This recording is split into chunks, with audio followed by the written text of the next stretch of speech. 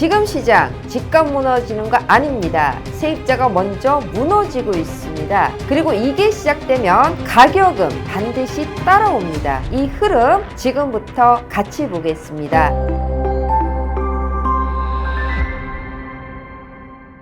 안녕하세요, 김효지입니다. 많은 분들이 이렇게 생각합니다. 금리 높으니 집값 무너지는 거 아니냐, 매매시장 무너지는 거 아니냐. 그런데 지금 시장에서 먼저 무너지는 것은 세입자입니다. 지금 시장 가격으로 먼저 무너지는 시장 아닙니다. 현금 흐름이 먼저 무너지는 시장입니다. 오늘 이 부분 아주 정확하게 짚어드리겠습니다. 많은 분들이 임대를 볼 때 이렇게 생각합니다. 지난 상승장에서 렌트 너무 많이 올랐다. 물론 맞습니다. 그런데 이제는 그 내면의 구조를 파악해야 합니다. 임대료가 경기 침체 직전에 유독 더 가파르게 오른 이유는 그냥 임대 수요가 많아서가 아닙니다. 진짜 이유는 사람들이 집을 살 수 없게 되는 순간 매매 시장에 들어가야 할 수요가 전부 임대 시장으로 밀려 들어왔기 때문입니다. 쉽게 말씀드리면 이겁니다. 원래는 집을 사야 할 사람들이었습니다. 그런데 어느 순간부터 집값 너무 올라 있고 금리 높아져 있고 대출 기준 더 까다로워지고 생활비까지 올라서 현금 여력이 줄어듭니다. 그러면 어떤 일이 벌어지냐? 원래는 매수자가 되어야 할 사람이 세입자로 남습니다. 여기서부터 임대 시장이 흔들리기 시작합니다. 즉 원래 있던 세입자 수요에 이사 수요가 붙고 가구 분할 수요가 붙고 주택 구매 실패 수요까지 붙습니다. 이 네 가지가 한꺼번에 겹치면 임대료는 비정상적으로 튀게 됩니다. 그래서 침체 직전에 임대료 폭등은 사람들이 매매 시장에서 밀려났다는 신호일 때가 많습니다. 여기서 아주 중요한 게 있습니다. 모든 임대료 상승이 항상 좋은 게 아닙니다. 건강한 임대료 상승은 소득이 늘고 고용이 늘고 인구 유입되고 공급이 부족한 상태에서 올라갑니다. 이런 상승은 구조적으로 건강합니다. 그런데 침체 직전에 임대료 폭등은 다릅니다. 이건 사람들의 선택지가 줄어들어서 오르는 가격입니다. 이게 무슨 뜻이냐? 세입자의 구매력이 좋아진 게 아니라 안 좋은 조건을 감수하더라도 임대로 머물 수밖에 없는 상황이라는 뜻입니다. 세입자의 소득 대비 렌트 비중은 과도하게 높아지고 연체 가능성은 커지고 룸메이트 공동 거주 늘어나고 더 작은 집으로 이동합니다. 설령 계약은 갱신해도 소비 여력은 급격히 줄어듭니다. 즉 가격은 오르는데 체력은 약해집니다. 이건 자산 시장에서 항상 위험한 구간입니다. 임대 가격이 가장 강해 보일 때 내부의 체력은 이미 약해져 있는 경우가 많습니다. 그럼 이제 다음 단계입니다. 그렇게까지 올랐던 임대료가 왜 침체가 시작되면 가장 먼저 꺾이느냐? 이유는 간단합니다. 임대료는 사람의 월급으로 버티는 가격이기 때문입니다. 매매 가격은 유동성, 기대 심리, 투자 심리, 금리 인하 기대 같은 것들이 있어서 생각보다 오래 버틸 수 있습니다. 그런데 렌트는 다릅니다. 매달 월급으로 실제로 낼 수 있어야 합니다. 그래서 침체가 시작되면 세입자가 가장 먼저 반응합니다. 초과 근무 줄고 보너스 줄고 근무 시간 줄고 실업 늘어나고 자영업 매출 줄고 이직 실패하고 신규 채용이 둔화되면 세입자는 바로 움직입니다. 더 싼 집으로 옮기고 학가하고 지역 바꾸고 연체 시작합니다.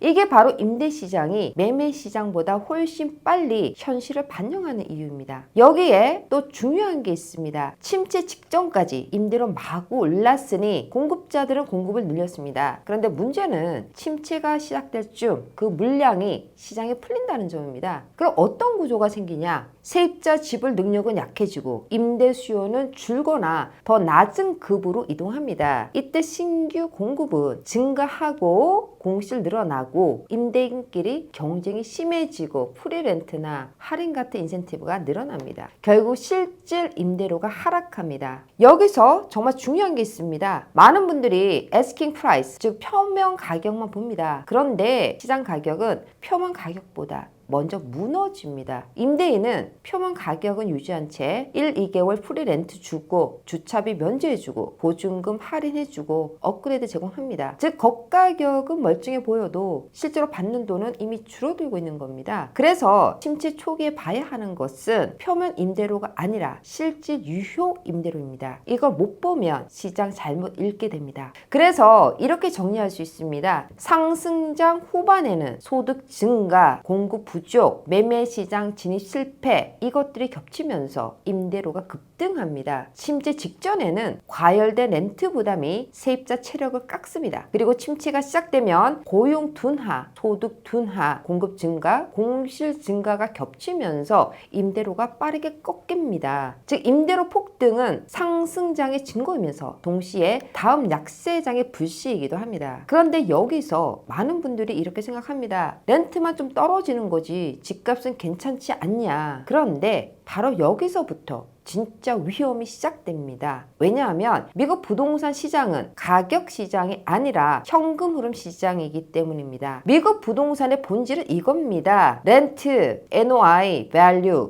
이 구조입니다. 임대료 들어오고 그 임대료가 순운용소득 만들고 그 소득이 자산 가치를 만듭니다. 그러면 반대로 가도 똑같이 갑니다. 세입자 무너지면 렌트 흔들리고 렌트 흔들리면 NOI 무너지고 NOI 무너지면 밸류가 떨어집니다. 이 순서로 이해하셔야 합니다. 단계별로 정리해 보겠습니다. 먼저 1단계입니다. 세입자 무너지면 렌트 흔들립니다. 침체 초기에 가장 먼저 깨지는 건 세입자입니다. 소득 줄어들고 실업 늘고 소비 위축되고 사업 매출 감소하면 임대료를 하던 수요 자체가 약해집니다. 그래서 시장에서는 연체 증가하고 임대갱신 실패하고 더 싼 집으로 이동하고 룸메이트 공실 증가합니다. 이거 렌트가 조금 내려가는 문제 아닙니다. 렌트를 떠받치던 수요의 체력 자체가 약해지는 것입니다. 그 다음 2단계입니다. 렌트가 흔들리면 NOI 무너집니다. 이때부터가 진짜입니다. 임대료가 흔들리면 수입 줄어듭니다. 그런데 비용은 줄지 않습니다. 오히려 공실 늘면 유지 보수 비용 늘어나고 인센티브 비용 늘어나고 운영 부담 커집니다. 즉 수입은 줄고 비용은 늘어납니다. 그럼 NOI는 갑자기 깎입니다. 여기서부터 자산은 겉으로는 그대로 있어 보여도 안에서는 이미 망가지기 시작합니다. 그 다음 3단계입니다. NOI가 무너지면 밸류 떨어집니다. 투자용 임대부동산은 주로 수익으로 계산됩니다. 임대부동산의 가치는 이렇게 계산됩니다. 밸류는 NOI 나누기 캡레이트. NOI 떨어지면 캡레이트이 그대로 있어도 가격 떨어집니다. 그런데 침체에서는 캡레이트도 올라갑니다. 리스크 프리미엄이 커지기 때문입니다. 즉 NOI 내려가고 캡레이트 더 올라가니 가격은 이중으로 하락합니다. 바로 이 지점에서 많은 자산들이 무너집니다. 그리고 이제 4단계입니다. 여기서부터는 시장 문제가 아니라 금융 문제입니다. 임대료 하락하면 NOI 감소하고 가치 하락한다. 그런데 이게 끝 아닙니다. 대출 구조가 흔들리기 시작합니다. 대표적인 게 DSCR입니다. DSCR은 NOI를 대출 상환액으로 나눈 것입니다. NOI 떨어지면 DSCR 깨집니다. 그럼 어떤 일이 벌어지냐? 리파이낸싱 어려워집니다. 대출 조건 못 맞춥니다. 추가 자본 요구 나옵니다. 결국 강제 매각 발생할 수 있습니다. 즉 렌트 하락은 임대 시장 조정뿐 아니라 금융 문제로 번질 수 있는 출발점입니다. 이것이 무서운 겁니다. 그리고 마지막 5단계입니다. 금융이 흔들리면 시장 가격이 반응합니다. 팔고 싶지 않은 사람도 팔게 됩니다. 버티던 투자자도 못 버팁니다. 차압 매물 늘어납니다. 할인 매물 나오기 시작합니다. 여기서 중요한 것이 있습니다. 시장 가격은 최근 기준 거래로 결정된다는 점입니다. 즉 일부 차압 매각이 전체 시장의 기준 가격을 끌어내립니다. 그래서 부동산 시장은 가격이 먼저 무너지는 것이 아니라 세입자의 지불 능력이 먼저 무너지면서 현금 흐름 무너지고 금융 흔들리면서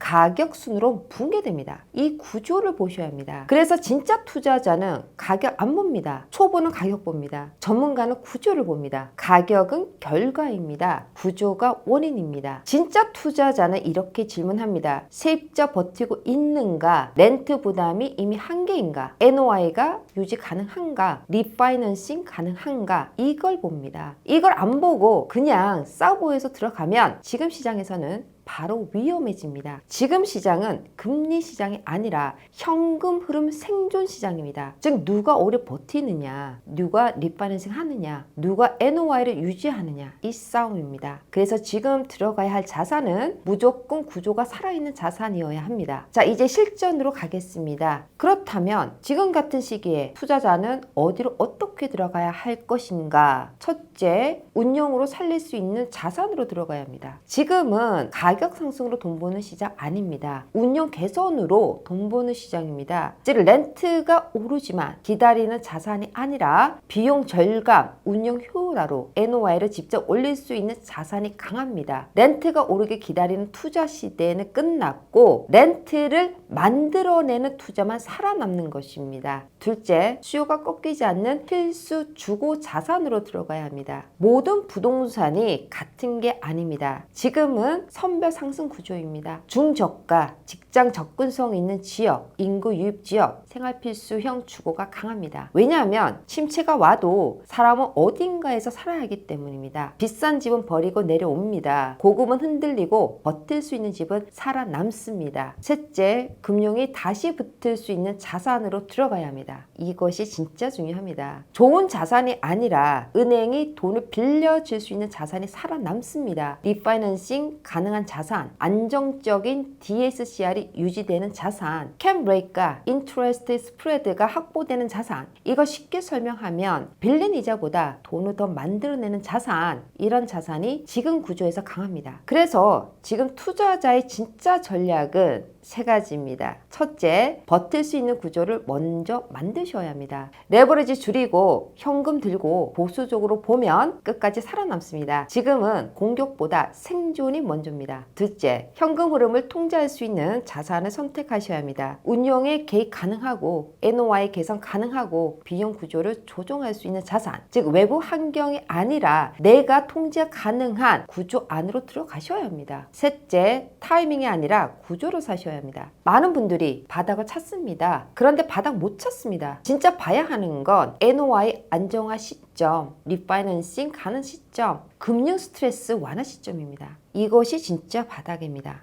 결국 지금 시장의 기회는 가격 하락에서 나오는 것이 아닙니다. 구조 붕괴에서 나옵니다. 버티던 투자자가 무너지고 리파이낸싱 실패 나오고 강제 매각 나오고 금융위 시장을 밀어낼 때, 그때가 진짜 기회입니다. 그래서 지금은 싸다고 사는 시장 아닙니다. 버틸 수 있는 구조를 가진 자산만 골라 들어가야 하는 시장입니다. 여기서 질문 드리겠습니다. 지금 여러분은 가격을 보고 계십니까? 아니면 버틸 수 있는 구조를 보고 계십니까? 앞으로 시장은 버티는 자산만 살아남고 못 버티는 자산은 시장에서 사라집니다. 그리고 그 과정에서 돈은 다시 이동합니다. 다음 영상에서는 부자들은 지금 어떻게 움직이고 있는지 정확하게 보여드리겠습니다. 오늘 영상이 도움되셨다면 좋아요, 구독 부탁드립니다. 감사합니다. 미국 부동산